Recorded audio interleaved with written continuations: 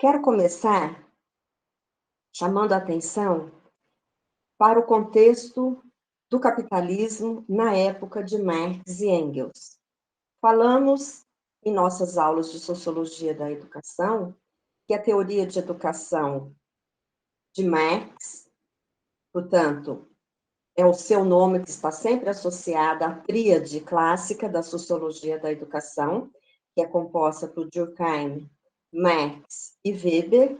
Porém, quando se trata de Marx, não podemos esquecer que sua obra foi produzida em parceria com seu grande amigo e parceiro, Friedrich Engels, ambos da Alemanha, que por motivos políticos se exilaram e acabaram produzindo sua obra madura na Inglaterra.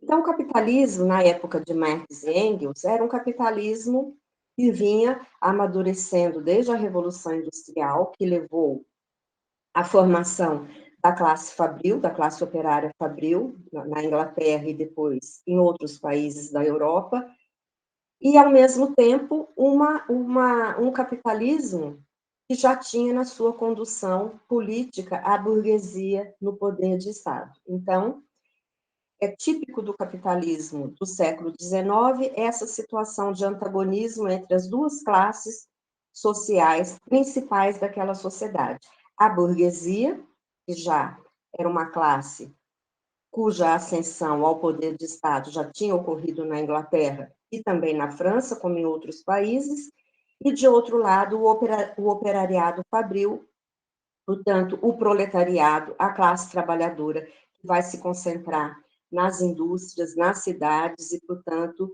será, então, a mão de obra principal desse momento do capitalismo industrial. Portanto, as duas classes sociais antagônicas já estavam constituídas nessa época. A obra de Marx, como eu disse, ela foi produzida em grande parte em parceria com Engels. Então, quando falamos de educação na sua obra, nós não deixamos de nos referir também ao próprio Engels. Essa produção, que ocorreu durante a segunda metade do século XIX, principalmente, ela teve uma característica importante na constituição, digamos, das suas características, que foi ser herdeira de toda uma tradição teórica, filosófica, que caracterizava a Europa Ocidental naquela época. Então, de um lado, o marxismo, como ficou conhecido o pensamento de Marx posteriormente à sua morte. O marxismo, ele é tanto antagônico quanto, ao mesmo tempo, herdeiro de toda a tradição teórica burguesa. E que tradição era essa? Em resumo, poderia citar para vocês três grandes correntes que marcaram essa tradição e que estão na base da formação do marxismo. A dialética hegeliana, portanto, a dialética idealista, da qual Marx e Engels partiram para, segundo suas próprias palavras, virá-la do avesso e torná-la materialista. Então, em primeiro lugar, a dialética de Hegel. Em segundo, a economia inglesa, a economia clássica inglesa, da qual Marx foi um grande estudioso, de todos os teóricos burgueses, e o pensamento do socialismo utópico francês. Então, essas três correntes, elas estão na base da própria formação do marxismo, e é por isso que se diz que ele, marxismo, tanto é antagônico a essa tradição, quanto ele é herdeiro dessa tradição. É antagônico porque ele supera essa tradição, indicando, portanto, um avanço na própria compreensão da sociedade capitalista. Que pontos nós poderíamos destacar sobre a sua teoria de sociedade? Em primeiro lugar, acho muito importante realçarmos que o objeto de estudo de Marx durante toda a sua vida foi a sociedade burguesa. Marx não nos deixou uma teoria acabada, completa, profunda, sobre como seria a sociedade socialista. A sua preocupação foi compreender a sociedade burguesa, estudá-la cientificamente e, ao compreendê-la na sua essência, como uma sociedade injusta, negativa em si, ele então propõe a sua própria superação. Portanto, todo objeto de estudo, de pesquisa da vida de Marx foi a sociedade burguesa e não, digamos, a formulação de todos os aspectos que deveriam constituir a sociedade que iria substituir o capitalismo. Muito bem.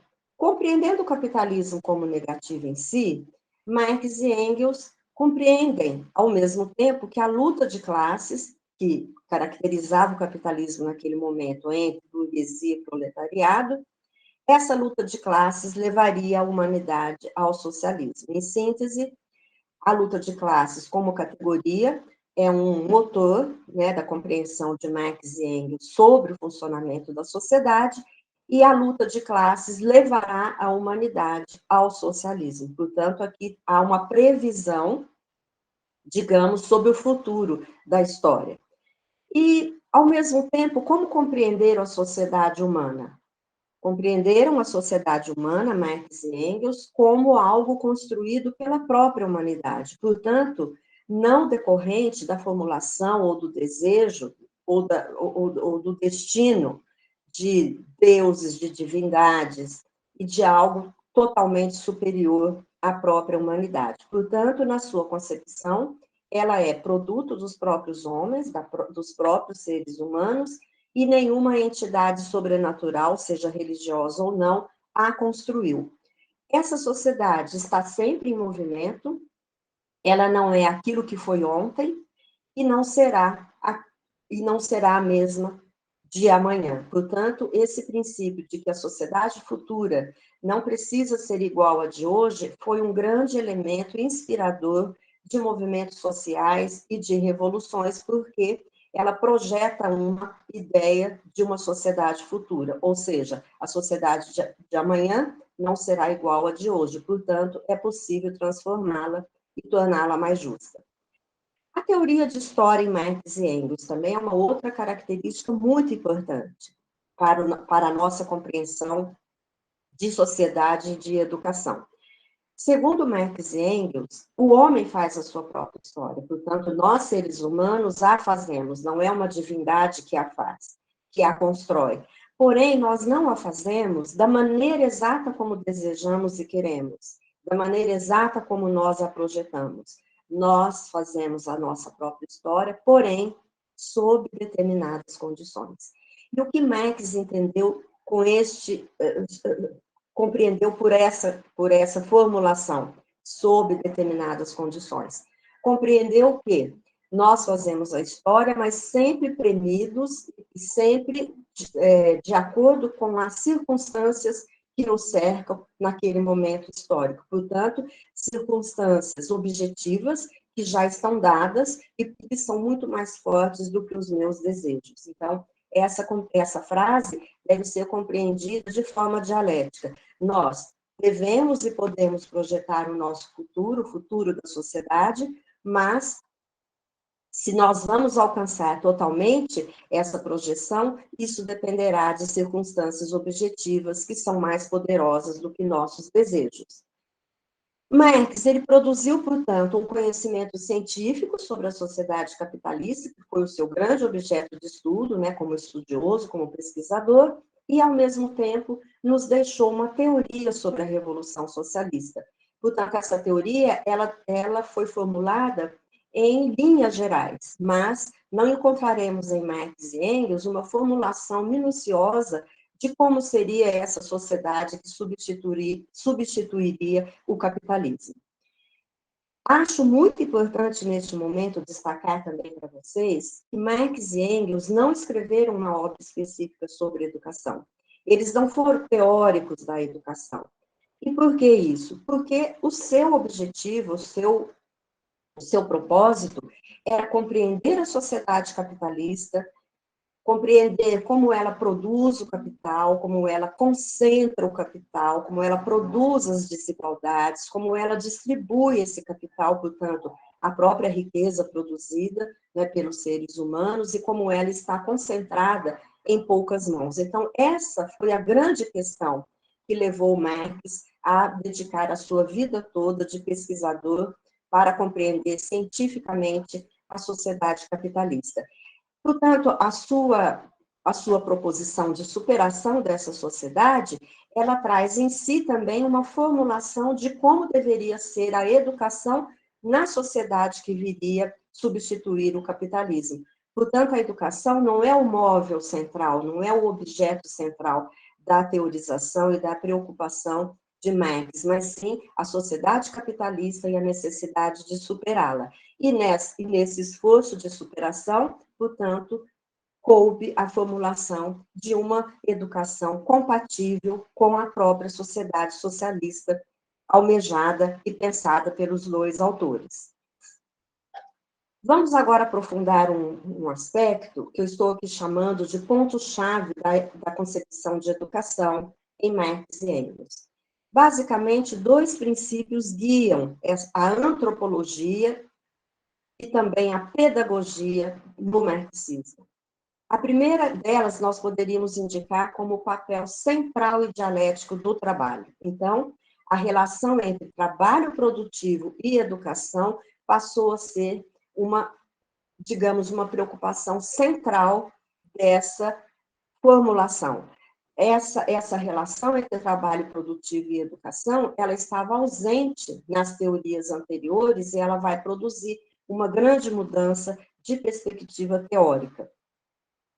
Decorrente dessa preocupação e dessa formulação de que o trabalho produtivo deve ser exercido por todos na sociedade que virá, né?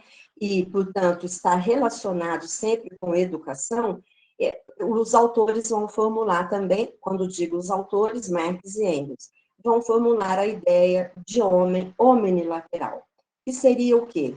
A formação completa do ser humano. E, portanto, a necessidade de harmonização entre trabalho, tempo de trabalho, portanto, e esse trabalho é pensado também dentro das escolas, né, escolas que seriam organizadas para as crianças a partir de uma certa idade, na qual elas também já passariam a produzir o trabalho, já passariam a praticar o trabalho produtivo, e isso iria avançando conforme a idade. Então, vamos dizer, essa dosagem, essa harmonização entre tempo de trabalho e tempo livre, ela é digamos, uma fórmula necessária para a formação do ser humano completo, uma vez que ele tanto estará inserido no mundo da produção, no mundo produtivo, quanto ele deverá ter o tempo livre para se dedicar a todas as suas, digamos, aspirações intelectuais, humanísticas, físicas e etc. Então, a formação do homem completo, como ficou caracterizada em Marx, cuja inspiração vem da concepção de educação grega, ela tomará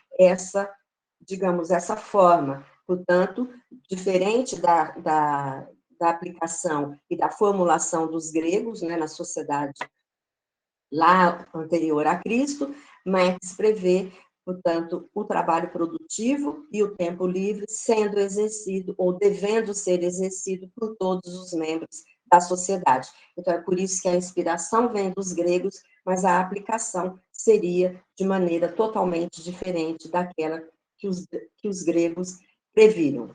Então, essa concepção, ela vai introduzir duas propostas revolucionárias na forma de pensar a educação e a própria sociedade. A primeira, como eu coloquei anteriormente, é a afirmação de uma constante relação entre educação e sociedade. Portanto, na visão de Marx e Engels, não é possível pensar a educação desvinculada das suas relações sociais, econômicas, culturais, etc.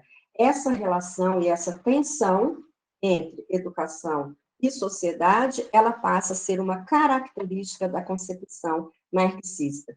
E com ela, portanto, com essa afirmação de que a sociedade exerce a influência cabal na educação, ela vai produzir, de certa forma, uma ruptura com a concepção pedagógica anterior, que era uma concepção muito mais baseada no idealismo e numa pretensa neutralidade que a educação exerceria na sociedade. Então, em Marx, ao contrário, a pedagogia perde esse aspecto neutro e perde também o aspecto idealista que ela sempre carregara até, enfim, né, até essa formulação.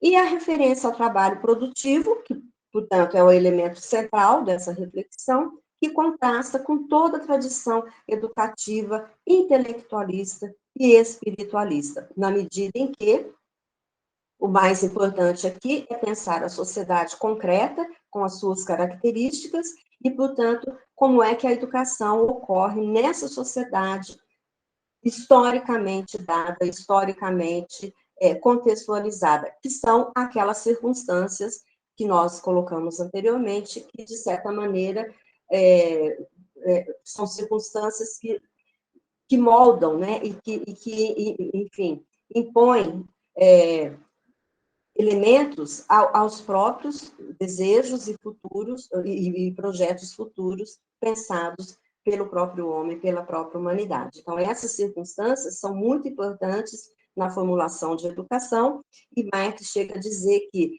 tanto essas circunstâncias produzem os seres humanos, como também os seres humanos, atuando nessas circunstâncias, eles também têm a capacidade de mudá-las. Muito bem. Como ele pensou o conteúdo do ensino socialista? Então, como seria esse ensino numa sociedade socialista? Marx e Engels escreveram: por ensino compreendemos três coisas. Primeiro, ensino intelectual, portanto, tudo aquilo que compõe a formação intelectual e que na sociedade burguesa referia-se a uma minoria. Então, o ensino das letras, todos os conhecimentos, né, humanísticos, enfim, configuram aquilo que compreendemos por ensino intelectual. Segundo, a educação física, que também Marx recupera da tradição greco-romana. Portanto, a educação física é um elemento central também da pedagogia marxista, na medida em que, para Marx, é necessário sempre trabalhar com o cérebro e com as mãos, portanto, mente e corpo. E a educação física, sim, ela é recuperada em termos de princípio e ela é elevada a um realce, portanto, a um patamar muito importante na pedagogia marxista. E o terceiro, adestramento tecnológico, que são as palavras utilizadas por Marx, que transmita todos os fundamentos científicos, né, dos processos de produção. Então, aqui nós temos as três componentes daquilo que seria, ou que deve ser, o ensino numa sociedade socialista: intelectual, físico e tecnológico. Trago agora, para irmos concluindo a nossa aula, um quadro que elaborei sobre pontos que podem nos clarear, né, deixar de maneira mais evidente possíveis similitudes e diferenciações entre o pensamento de Durkheim, que foi o autor, né, que nós já abordamos em nossa aula de Sociologia da Educação, e Marx, portanto, o autor que vai contradizer, de certa maneira, esse pensamento formulado até então. Durkheim, como vimos, ele estuda a sociedade burguesa e, de certa maneira, ele constrói uma teoria legitimando essa sociedade burguesa, que para ele era uma boa sociedade, devendo apenas ser aperfeiçoada. Então, caberia aos seres humanos, às pessoas, detectarem os seus problemas e encontrarem maneiras de solucioná-los, porém, mantendo aquela sociedade em harmonia, portanto, em funcionamento. Essa funcionalidade é extremamente importante no pensamento de Durkheim. E para Marx, ao contrário, Marx compreende que essa sociedade ela é injusta, ela é desigual, negativa em si, e, portanto, ela precisa ser superada, e a forma de sua superação seria por uma revolução socialista, portanto, uma revolução do proletariado. Como deveria ser a educação no pensamento de Durkheim referente às classes sociais? Durkheim herdeiro também de toda a tradição que vem lá dos gregos e romanos, ele considera que a educação ela deve ser compatível com cada classe social, portanto, mantendo o princípio lá formulado por Platão na antiguidade de que a cada classe se deve dar uma educação compatível para que a sociedade permaneça em harmonia. Porque se for dada uma educação igual, isso poderá levar a um desequilíbrio social, o que não é bom na visão de Durkheim. E em Marx, ao contrário, a educação deve ser igual para todas as crianças e jovens, e na sociedade socialista, essa educação era prevista como trabalho produtivo, educação física, educação intelectual. Então, esses elementos comporiam, ou devem compor, o ideal de educação socialista, portanto, uma educação igual para todos. Na visão de Durkheim, a educação provê e deve manter a homogeneidade da sociedade. Portanto, a educação é muito importante como elemento, tanto que, digamos, que constrói uma compreensão comum do que seja a sociedade, ela é a base da cidadania na sociedade burguesa e, ao mesmo tempo, ela deve manter essa homogeneidade que é necessária para o seu funcionamento e, portanto, para a harmonia social. E em Marx, como isso é visto? É visto como um caráter, vamos dizer, ideológico, portanto, a educação, para ele, em cada época histórica, sempre teve um caráter de classe.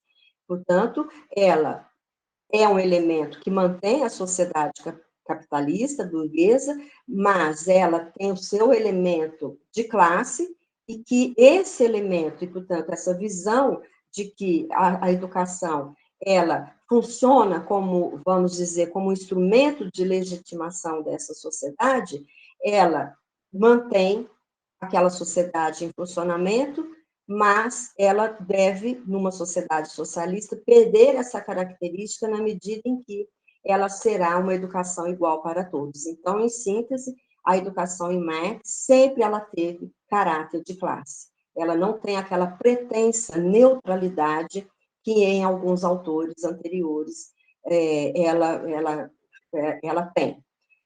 Bem, e as tradições religiosas? Como foi que Durkheim as viu? Ele construiu a sua teoria sobre consciência coletiva e, dentre as características que compõem essa consciência coletiva, ele deu um grande destaque às tradições religiosas, porque, na sua visão, essas tradições religiosas, elas promovem a coesão social, e a coesão é um elemento fundamental para a manutenção da sociedade naqueles moldes, em equilíbrio e em funcionamento. A disfuncionalidade não é uma boa saída na visão de Durkheim para a sociedade. Portanto, ela não deve fomentar conflitos, ao contrário, ela deve buscar harmonia.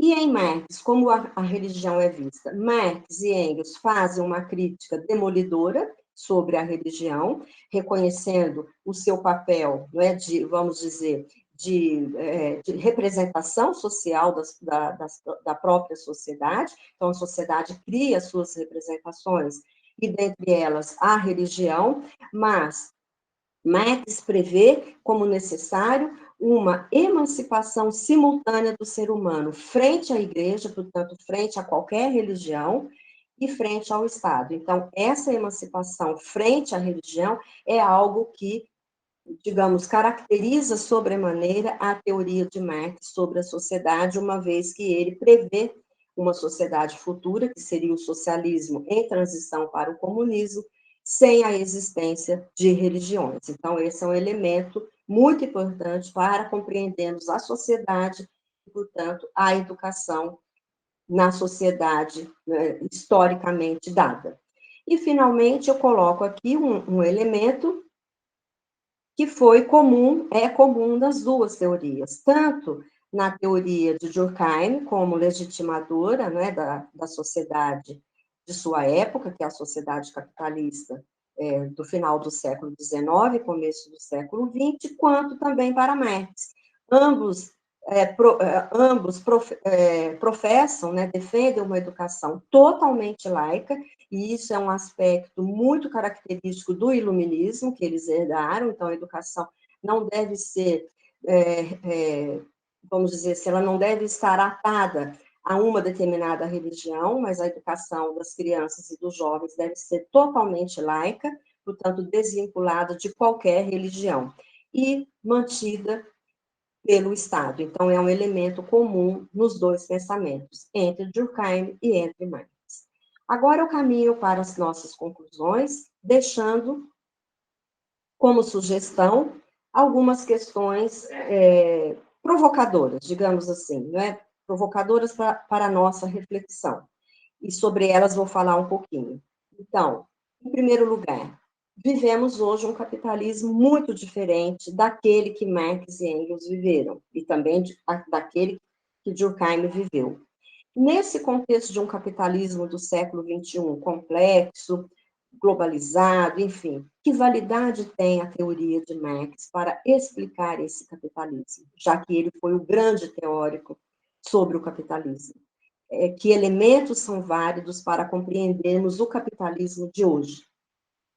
Segunda questão, em que as experiências socialistas do século XX concretizaram, praticaram a concepção de educação defendida por Marx? Então, observando o que foi realizado na União Soviética, em Cuba, em vários países do leste europeu, em que essas experiências concretizaram ou não a concepção de educação de Marx e Engels? E uma outra questão, é possível praticar a sua concepção mesmo no âmbito do capitalismo? Se sim, em que medida?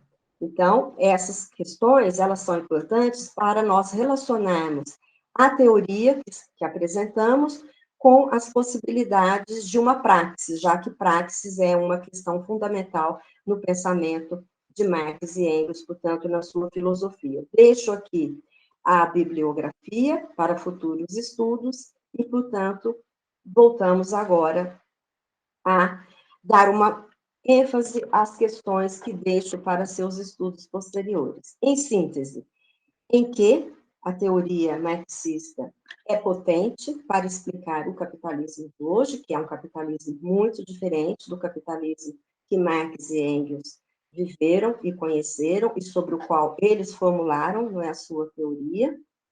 Em que medida as experiências socialistas, concretamente conhecidas por nós, conseguiram concretizar, praticar os elementos da educação proposta por Marx e Engels, portanto, da pedagogia marxista? E, em terceiro lugar, mesmo atuando numa sociedade capitalista como a nossa, é possível praticar, é possível colocar em prática alguns dos elementos dessa proposta de educação socialista de Marx e Engels, ou seja, na nossa prática como educadores, como cidadãos, nas nossas escolas, nas universidades, naquilo que nós almejamos para a nossa educação. É possível incorporarmos e praticarmos alguns dos elementos dessa teoria? Se sim, em que medida? Então, eu deixo essas questões para que vocês reflitam e façam, portanto, digamos, façam delas um elemento inspirador para tanto aprofundar a teoria, que apresentei a vocês de forma resumida, quanto também para pensarmos uma prática de século XXI, que somos, portanto, cidadãos do século XXI. Em que medida podemos, portanto, praticar esses princípios? Deixo o meu abraço e espero vocês na próxima aula.